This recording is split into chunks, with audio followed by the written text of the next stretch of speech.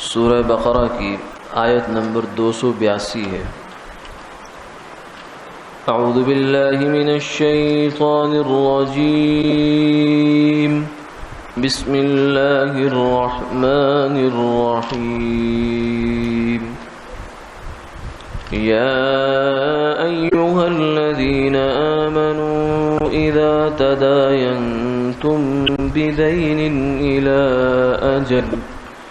إلى أجل مسمى فاكتبوه وليكتب بينكم كاتب بالعدل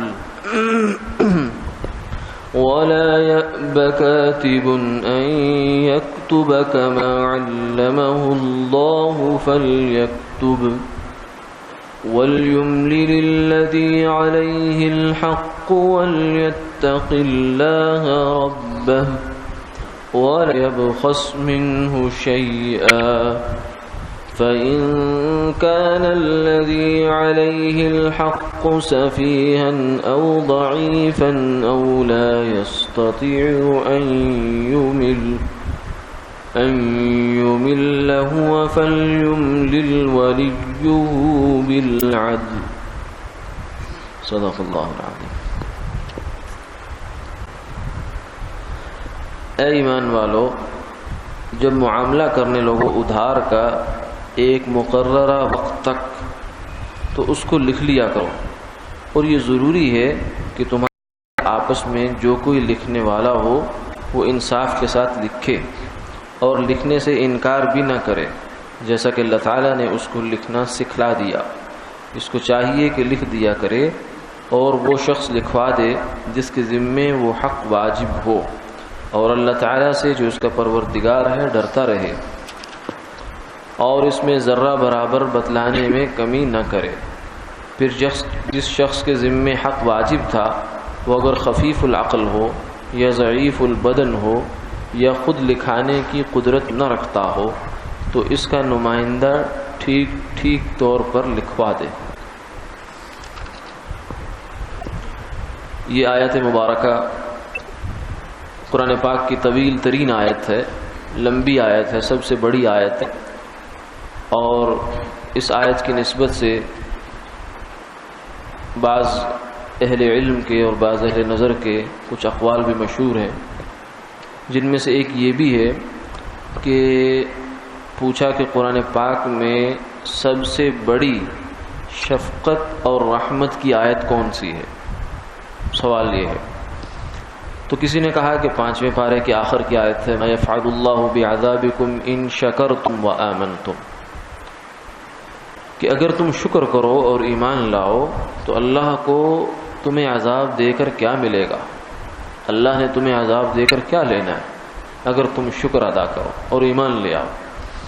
اور کسی نے کہا کہ نبی عبادی انی انا الغفور الرحیم، میرے بندوں کو خبر دے دیجئے کہ میں بہت زیادہ بخشنے والا رحم کرنے والا ہوں، وغیرہ وغیرہ۔ لیکن بعض اہل ذوق فرماتے ہیں کہ میرے خیال میں قرآن پاک کی سب سے بڑی جو رحمت کی آیت ہے وہ یہ ہے، آیت مداینہ کہتے ہیں اس کو، آپس میں معاملہ دین کا معاملہ، لین دین کا معاملہ کرنے کا اس میں کچھ احکامات بیان ہوئے، کیونکہ اس آیت میں اللہ تعالیٰ نے ارشاد فرمایا آگے چل کے کہ اے ایمان والو، جب آپس میں لین دین کا معاملہ کرو تو اس کو لکھ لیا کرو، اور آگے فرمایا وَلَا تَسْأَمُوا أَن تَكْتُبُوا صَغِيرًا كَبِيرًا إِلَىٰ أَجَلٍ، معاملہ چاہے ایک آنے کا ہو، پیسے کا ہو، اس کو لکھ لیا کرو۔ تو فرمایا کہ یہ آیت سب سے بڑی رحمت کی آیت کیسے ہے کہ اللہ تعالیٰ کو اپنے بندوں کے ایک آنے کا نقصان بھی گوارا نہیں ہے، ایک روپے کا نقصان بھی اللہ کو گوارا نہیں ہے، اس لیے فرمایا کہ اس کو شفقت ہے، اس میں اپنے بندوں پر شفقت ہے اور رحمت ہے کہ تم ایک آنے کا نقصان بھی نہ کیا کرو اپنا، اس کو بھی لکھا کرو تاکہ تمہارا یہ آگے پیچھے ضائع نہ ہو جائے۔ تو جو ہستی اور جو اللہ ایک روپے کا اپنے بندے کا نقصان گوارا نہیں کرتے تو وہ اتنا بڑا نقصان اس کا کیسے گوارا کریں گے؟ جہنم میں جل جائے گی۔ اور یہ جہنم میں جا کر اس کا ایندھن بنے کیسے گوارا کرے. اپنی اپنی نظر ہے، اس نظر سے بھی اس آیت کو دیکھا گیا. اور دوسرا یہ ہے کہ سورہ بقرہ چونکہ قرآن پاک کا خلاصہ ہے، اس میں تقریباً سارے احکامات آ گئے. تو ایک حکم جو تھا وہ معاملات کا، لین دین کا تھا، وہ یہاں ذکر ہوا اس آیت کے اندر. لیکن اس میں جو لین دین کے معاملات ہیں ان کی ایک احتیاط ذکر کی گئی ہے. وہ یہ ہے کہ جب بھی تمہارا کسی کے ساتھ لینے دینے کا معاملہ ہو تو اس کو ہلکا نہ جانا کرو. اس کو یہ نہ کیا کرو کہ کوئی بات نہیں، دیکھ لیں گے، کر لیں گے، کیا ہے، کوئی اس کی تفصیل کوئی ذکر نہیں کی گئی، اجمال میں دیا گیا، لحاظ پاس شرم میں رکھ دیا گیا تو معاملہ خراب ہو سکتا. اسی لیے فرمایا ایک مقولہ ہے تعاشروا کالاقارب وتعاملوا کالاجانب، کہ آپس میں رہن سہن، جو مسلمان کوئی بھی ہوں، آپس میں جو رہنا سہنا، کھانا پینا، اٹھنا بیٹھنا، بولنا چالنا ہے، وہ تو ان کا ایسا ہونا چاہیے جیسے رشتہ داروں کا ہوتا ہے. لیکن آپس کا جو معاملہ ہے وہ ایسا ہونا چاہیے جیسے اجنبی آدمی کا ہوتا ہے. چاہے وہ آپس میں بھائی ہو، بہن ہو، چاہے وہ خالہ ہو، ماموں ہو، حتیٰ کہ باپ اور بیٹا ہو آپس میں. یہ اصول ہے جو شریعت نے ہمیں دیا ہے. اور یہ وہ اتنا بڑا اصول ہے کہ اگر اس اصول کو ہم اپنا لیں تو اس وقت کے اور ہر وقت کے، ہر زمانے کے، صرف اس وقت کے نہیں، ہر زمانے کے جتنے دیوانی کے معاملات کے جھگڑے ہیں وہ اس سے نمٹ سکتے ہیں. اکثر و بیشتر 80%، 70-80% تک جو جھگڑے ہیں ان کی جب آپ سطح میں جائیں گے، اینڈ پہ جائیں گے تو اس کے پیچھے جا کر کوئی اس قسم کی بے احتیاطی نکلتی ہے کہ پیسہ پکڑا دیا، اس نے کہا جی مجھے چاہیے، قرض چاہیے، دیا، لکھت پڑھت ہے ہی کوئی. جیسے ایک مثال واقعہ مشہور ہے، کہتے ہیں کہ کوئی بندہ مسجد سے نکل رہا تھا تو اس کے کپڑے کے ساتھ تھوڑا سا یہ صف کا تنکا لگا ہوا تھا، پنجابی جسے کک کہتے ہیں، کک. تو وہ اس نے جب باہر مسجد سے جا کر دیکھا تو مسجد چمٹا ہوا ساتھ، تو اس نے چوما اور اس کو بڑے احترام کے ساتھ واپس مسجد میں جا کر رکھایا کہ اتنی سی مسجد کی چیز بھی اپنے ساتھ رکھنے گوارا نہیں کی. تو ایک بندہ اس کو دیکھ رہا تھا، اس نے کہا کہ بہت امانت دار آدمی ہے، مجھے کہیں سفر پہ جانا ہے، بینک تو اس وقت تھے نہیں، تو اس لیے اپنا 1 لاکھ روپیہ اس کو دے کر چلا گیا اور کہیں چلا گیا کام پہ. جب واپس آیا 6 مہینے سال بعد تو آ کر اسے کہتا جی میری امانت واپس کریں. وہ کہتا کون سی امانت؟ کہتے جو آپ کو میں نے 1 لاکھ روپیہ دیا تھا. تو کہتے نہیں مجھے نہیں دیا، غلط فہمی ہوگی تمہیں. نہیں مجھے اچھی طرح یاد ہے، آپ ہی کو دیا. تو اس نے بہرحال وہ مان کے نہیں دیا اس کو. کہتا کوئی گواہ لے آؤ، کوئی ثبوت لے آؤ، کوئی پروف لے آؤ اگر ہے تو اس نے پھر بہرحال آخر میں افسوس میں آ کر کہا، اس نے کہا کہ اس دن تو تم نے 1 کک اور تنکا جو ہے وہ اتنی احتیاط سے رکھا تھا، امانت داری سے رکھا، تو میں نے سمجھا بڑا امانت دار آدمی ہے. تو اس نے کہا کہ بھولے بادشاہ، کک کک ہوتا ہے، لکھ لکھ ہوتا ہے. تنکے پر تقوی دکھانا آسان ہوتا ہے، جب بڑی مقدار میں جاتا ہے تو پھر معاملہ اچھوں کے ایمان ڈول جاتے ہیں. تو اس لیے جو پیسے کا معاملہ ہے یہ کسی کے ساتھ بھی ہو، اپنے کے ساتھ ہو، اجنبی کے ساتھ ہو، اس میں ہر معاملے بندے کو اجنبی سمجھنا چاہیے، اس میں کوئی اپنا نہیں ہے. یہ اللہ کا اصول ہے، شریعت کا دیا ہوا اصول ہے کہ جب بھی تم معاملات کا کام کرو تو اس کو لکھا کرو. لکھنا کیوں ہے؟ اب آدمی شیطان اس کے دل میں یہ بات ہے تجھے اعتبار نہیں ہے. حتیٰ کہ لوگ کئی جھگڑے اس وجہ سے کھڑے ہوتے ہیں کہ پیسے دیے، گن کر نہیں دیے، گن کر نہیں لیے، لحاظ میں، شرم میں. یہ شرم یہاں شرم تھی کہ یہ کہے گا کہ میرا رشتہ دار ہے، میرے اوپر بھروسہ نہیں ہے، اس کو گنتی مار رہا ہے، اس کو انگلی مار رہا ہے. اور یہ تو تھوڑی سی شرم کھا دی، اور کل کو جو اس کا گریبان پکڑوائے گا وہاں شرم نہیں آئے گی، عدالت میں گھسیٹے گا اس کو جا کر، خود بھی ذلیل ہوگا اور اس کو بھی ذلیل کرے گا. صرف کس وجہ سے کہ تھوڑی سی غلطی کی، معاملے میں تھوڑی سی غلطی کر دی، جس کی وجہ سے نتیجہ کہاں سے کہاں چلا. جب پھر آپس میں دل ٹوٹتے ہیں تو پھر دل تو ٹوٹ کر بہت کہیں جا کے بات پہنچ جاتی ہے. تو اس لیے فرمایا کہ معاملہ جو ہے وہ ہمیشہ لکھت پڑھت کے ساتھ کیا کرو. جب بھی لین دین ہو، چھوٹی بات ہو تو بھی لکھا کرو. حتیٰ کہ فرمایا کہ لکھنے والا اس کو بھی چاہیے، کیونکہ اس زمانے میں لکھنے والے بہت کم تھے، اور آج بھی صحیح طریقے سے لکھنے والے، کسی ڈیڈ بنانے والے ذرا کم ہی ہوتے، تو لوگوں کو لکھوانے کی ضرورت پڑتی ہے. جب بھی کوئی لین دین ہو تو فرمایا کہ لکھنے والے کو چاہیے کہ وہ انکار نہ کرے. اللہ کا اس کے پاس ایک نعمت ہے, اللہ نے اس کو لکھنا سکھایا ہے, معاملہ جو ہے اس کے لکھنا, اس کو ڈاکومنٹ کرنا سکھایا ہے تو کر دے. ایک بیچارے مسلمان کی حاجت پوری ہو جائے گی, اس کا حق جو ہے محفوظ ہو جائے گا, تو یہ کیوں انکار کرتا ہے؟ ولا یأبی کاتب.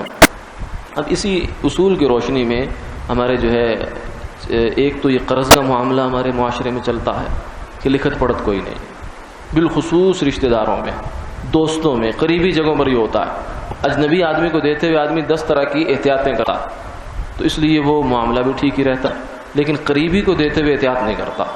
کوئی لکھت پڑھت نہیں, کوئی ثبوت نہیں, کوئی پروف نہیں. بھائی یا تو تم اتنے مستغنی ہو جاؤ کہ اگر تمہارا 10 لاکھ 20 لاکھ 50 لاکھ کبھی کھا جائے کوئی رشتہ دار تو کہہ دو کوئی بات نہیں, رشتہ دار ہی کھا گیا نا, کوئی بات نہیں. یا تو اتنا حوصلہ پیدا کرے انسان. لیکن اگر اتنا حوصلہ نہیں ہے اور کل کو ہم نے رونا ہے, دھونا ہے اور جھگڑنا ہے, تو آج ہی کیوں نہیں اس معاملے کا تدارک کر لیا جاتا؟ اس کا آج ہی تدارک کرو. تو ایک قرض میں بھی یہ معاملہ ہو, بے شرع کے اندر یہ معاملہ ہو. کتنے لوگوں کے جھگڑے اس وجہ سے سارے عدالتوں میں ہیں, اس وقت میں 4 پیسے سے بچنے کے لیے رجسٹری نہیں کروائی. وہ جی اپنے تسی اپنے تو انوکھی نہیں اٹھانا ہے, تو بیٹھ جاؤ جی. وہ باپ بڑے جو ہیں وہ تو لحاظ پاس میں رہتے ہیں, پچھلے جب بیٹے آتے ہیں, اولادیں آتی ہیں, تو زمین کی ویلیو کہیں سے کہیں جا چکی ہوتی ہے. وہ کہتے ہیں پیو پاگل سی گا کہ اتنے لاکھوں اتنے ہزاروں میں مرلہ بیچ کر چلا گیا, کیس جڑ دو, زمین تو ہماری ہے, قابض ہو کر بیٹھے ہوئے. ایمان پہ پیسہ جب آتا ہے تو ایمان تو آگے پیچھے ہو جاتا ہے انسان کا. بہانے کچھ اور بن جاتے ہیں, کوئی لڑائی ہوگی جی ہم اس لیے کیس کیا ہوا ہے, ٹھیک ہے. تو وجہ کیا کہ اس موقع پر جو تقاضا تھا پورا معاملے کو انجام دینے کا وہ نہیں پورا کیا. یہ جھگڑا ہو گیا, رشتہ داریاں خراب ہو گئی, تعلقات خراب ہو گئے. اور اسی طریقے سے ایک اور مسئلہ جو ہے, کسی کو انویسٹمنٹ کے لیے پیسے دے دیے کہ چلو میرے پیسے کاروبار میں لگا لو. بھائی کس شرط کے تحت دیا آپ نے, کتنے پیسے دیے اور کیا اصول طے ہوا؟ کل کو جو ہے اس کو وہ کہتا ہے میرا نقصان ہو گیا, ڈوب گیا پیسہ, اور یہ کہتے ہیں نہیں مجھے نہیں پتا, مجھے لا کر دو. وہ کہتا ہے میں کوئی ذمہ دار نہیں. اور جب پوچھا جاتا ہے جی آپ کے کوئی کسی کے پاس مسئلے کے لیے آ گئے, عدالت میں کہیں چلے گئے, کوئی ثبوت پروف, یہ پروف تو کوئی نہیں, یہ کم سے کم صرف اتنا لکھا ہوا ہے کہ اتنے پیسے دیے. کس لیے دیے تھے آپ نے انویسٹمنٹ کی تھی, نفع نقصان تھا, شرکت تھی, مزاربت تھی, یا اور کوئی قرض تھا, کیا تھا؟ آخر شریعت تو بہت سارے ہر چیز کو الگ دیکھتی ہے. وہ اندھا جو ہے نا کام شریعت میں نہیں ہے, بہت کھلا ہے سب کچھ. تو یہاں بھی جھگڑا پڑتا ہے. اور ایک اور اس سے بہت اگلا جھگڑا یہاں پڑتا ہے کہ باپ کاروبار کر رہا, بہت یہ تقریباً ایک کامن پریکٹس ہے ہمارے معاشرے میں. باپ نے دکان ڈالی ہوئی ہے, کام کر رہا ہے, بیٹا دکان پر آ گیا, بڑا بیٹا, اور کام شروع کر دیا. اس کے بعد جناب 10 سال گزر گئے, 15 سال گزر گئے, اتنے میں چھوٹا آ گیا, اور ایک چھوٹا اسکول پڑھ رہا ہے, کچھ کی شادیاں ہو گئی, کچھ یہ ہو گیا, کچھ بزنس سے لے لیا, کر لیا, یہ ہو گیا, وہ ہو گیا. اب جناب باپ فوت ہو گیا, یا فوت نہیں ہوتا, اینڈ بجا کر وہ کہتا ہے کہ سارا مال برابر بانٹو آپس میں. اب وہ جو بڑا ہے وہ کہتا ہے کہ یہ کیا ہے, میرے ساتھ تو زیادتی ہے, میں نے تو دن رات ایک کر کے کمایا تھا. وہ باپ کہتا ہے بھاگ جاؤ یہاں سے, سارا کچھ میرا ہے, تم کون ہوتے ہو؟ یہ ایک کامن پریکٹس ہے. یا پھر باپ اگر دنیا سے چلا جائے تو بھائی بھی آپس میں دستوں گریباں ہو جاتے ہیں. وجہ کیا ہے؟ وجہ یہ ہے کہ جس دن وہ بیٹا دکان پر آیا ہے اس دن باپ نے ایک کوتاہی کی ہے شریعت کے لحاظ سے. اس نے بیٹے کو یہ واضح نہیں کیا کہ بیٹا تم کس حیثیت میں دکان میں آ رہے ہو. تم کام سیکھنے کے لیے آ رہے ہو, ٹھیک ہے, ٹریننگ لینے کے لیے آ رہے ہو تو ٹھیک ہے, اس کا جو نظام ہے وہ ہوگا. یا تم میرے پارٹنر بن کے آ رہے ہو, پھر اس کا نظام ہوگا. یا تم میرے ملازم بن کر آ رہے ہو تو اس کی تمہیں اجرت ملے گی ماہانہ. تو ہر چیز طے ہونی چاہیے. بیٹے کے ساتھ باپ کا معاملہ طے ہونا چاہیے, بھائی کے ساتھ بھائی کا معاملہ طے ہونا چاہیے. یہ اگر طے ہو تو کسی کو کسی سے کوئی شکوہ نہیں ہوتا. اگر بھائی آپس میں جوائنٹ فیملی سسٹم ہے, اپنا نظام انہوں نے بنا رکھا ہے, تو وہ بھی ایک چیز کو طے. جب طے نہیں ہوتا پھر خیانتیں ہوتی ہیں. اکٹھا معاملہ چل, دکان اکٹھی چل رہی ہے, کوئی کتنا لے کر چلا گیا, کوئی کتنا لے کر چلا گیا. اور حضور صلی اللہ علیہ وسلم نے فرمایا, اللہ تعالیٰ فرماتے ہیں انا ثالث الشریکین ما لم یخن احدہما صاحبہ, میں 2 پارٹنر ہوتے ہیں کاروبار میں، اور میں اس میں تیسرا میں ہوتا ہوں، یعنی اللہ کا گویا کہ تیسرا حصہ ہوتا ہے اس میں. تو اللہ تعالیٰ کے جس کام میں حصہ اس میں کیا بھلا نقصان ہو سکتا ہے یا کوئی اس میں گڑبڑ ہو سکتی ہے؟ نہیں. فرمایا لیکن ایک شرط ہے، ما لم یخن احدہما صاحبہ، جب تک ان میں سے کوئی ایک دوسرے کے ساتھ خیانت نہ کرے، 2 نمبر نہ کرے ایک شریک دوسرے کے ساتھ. اور جب یہاں اس طرح کا اندھا کھاتا ہوتا ہے، اندھا مشترکہ کھاتا ہے، وہاں ہوتا ہے کہ کسی نے چھپا کر پلاٹ بنا لیتا ہے، کوئی زیور بنا لیتا ہے، کوئی کچھ بنا لیتا ہے، کوئی کچھ بنا لیتا ہے. اتنے معاملات آتے ہیں ہمارے سامنے کہ جناب ہم اکٹھے رہے شروع میں بڑے شوق میں لوگوں کو دکھانے کے لیے کہ بھائی اکٹھے ہیں، اتنے عرصے سے ایک ہانڈی پک رہی ہے. وہ ہانڈی تو کسی نے بھی نہیں پک رہی ہوتی، وہ پتہ نہیں دلوں میں کیا کچھ پک رہا ہوتا. تو یہ سب وجہ کیا ہے؟ ہم اس اصول کو نظر انداز کرتے ہیں. قرآن پاک نے جو ہمیں کھلا اصول بتایا ہے، اس کی وجہ سے ہم حسد ہوتے ہیں، بغض ہوتے ہیں، غیبتیں ہوتی ہیں، نفرتیں پلتی ہیں، اور ایک دوسرے کی شکل دیکھنے کے روادار نہیں رہتے، لاوے پکتے رہتے ہیں تک جب پھٹتے ہیں تو پھر پتہ نہیں کتنی تباہی لے کر آتے ہیں. یہ معاملات کی وجہ سے، پیسے کی وجہ سے آتے ہیں. تو شریعت نے ایک چیز کو کلیئر کیا. اللہ تعالیٰ نہیں چاہتے کہ ہماری دنیا خراب ہو. جب وہ ایک آنے کا نقصان نہیں چاہتے تو اتنا بڑا نقصان کیسے چاہیں گے؟ ہم ظالم ہیں، ہم اپنے اوپر ظلم کرتے ہیں. وما كان الله ليظلمهم ولكن كانوا انفسهم يظلمون. اللہ بندوں پر ظلم نہیں کرتے. بندہ جہاں بھی مار کھاتا ہے اپنے کسی کیے کی وجہ سے کھاتا ہے. تو اپنا کیا معاملات میں یہ ہوتا کہ ہم جو ہے شرم میں، لحاظ میں اس کو واضح نہیں کرتے. باپ ہی نہیں واضح کرتا. بیٹے کے اندر اتنی ہمت و جرت نہیں کہ باپ سے پوچھے کہ میں دکان پر کس لیے آ رہا ہوں. اس کو بھی چاہیے کہ بات کلیئر کرے. باپ کو بھی چاہیے کہ جب دکان پر آ رہا ہے تو بیٹا آپ کو میں 6 مہینے کاروبار سکھاؤں گا، اس دوران تمہیں جیب خرچ ملے گا، اس کے بعد تم میرے امپلائی ہو، میں تمہیں ماہانہ اتنی تنخواہ دوں گا. اس کا نتیجہ یہ ہوگا کہ بزنس جو جہاں بھی چلا جائے گا وہ باپ کا ہے. اس کو پتہ ہے جتنی میں محنت کر رہا ہوں مجھے عوض مل رہا ہے. اور اگر اس کو پارٹنر بنا رہا ہے تو پھر اس کا اور نتیجہ ہوگا، پھر وہ حصے دار ہوگا. پھر دیکھا جائے گا شیئر کتنا ہے اس کا، 30% ہے، 40 ہے، کتنا ہے، سارا وہ نظام طے ہوگا اور کلیئر کٹ ہوگا، حساب کتاب ہوگا. اینڈ پہ کسی بھی وقت جا کر علیحدہ ہونا چاہیں گے، سب بلیک اینڈ وائٹ ہے. کوئی 19-20 کا کوئی ہوگا، ورنہ کوئی تلخ صورتحال سامنے نہیں آئے گی. تو یہ کچھ نظام ہے اور کچھ معاملات شریعت کے اللہ تعالیٰ نے ہمیں بتائے ہیں اور فرمایا کہ ان کو معاملہ واضح نہ کرنا اور معاملے کو ہلکا لینا، ابہام چھوڑ دینا، یہ سب سے بڑی خرابی کی بنیاد یہ ہوتی ہے. تو اس سے بچنا چاہیے. اپنی معاملات میں اور لین دین کے معاملے میں، ہر معاملے میں اس سلسلے میں اور علماء سے، مفتی حضرات سے پوچھنا چاہیے کہ ہمارا بزنس یہ چل رہا ہے، یہ ہو رہا ہے، یہ ہو رہا ہے، اب تک یہ ہو چکا، اب آگے ہمیں بتائیں کہ ہم اس کو کیسے سیدھا کر سکتے ہیں کہ کل کو ہم آپس میں جدا ہونا چاہے آرام سے ہو جائیں. فَإِمْسَاكُمْ بِمَعْرُوفٍ أَوْ تَسْرِيحٌ بِإِحْسَانٍ، کہ یا رہنا ہے تو ایک اچھے طریقے سے، جدا ہونا تو اچھے طریقے سے، آپس میں کوئی جو ہے گلے شکوے لیے بغیر واپس جدا ہو جائے. اللہ تعالیٰ عمل کی توفیق عطا فرمائے.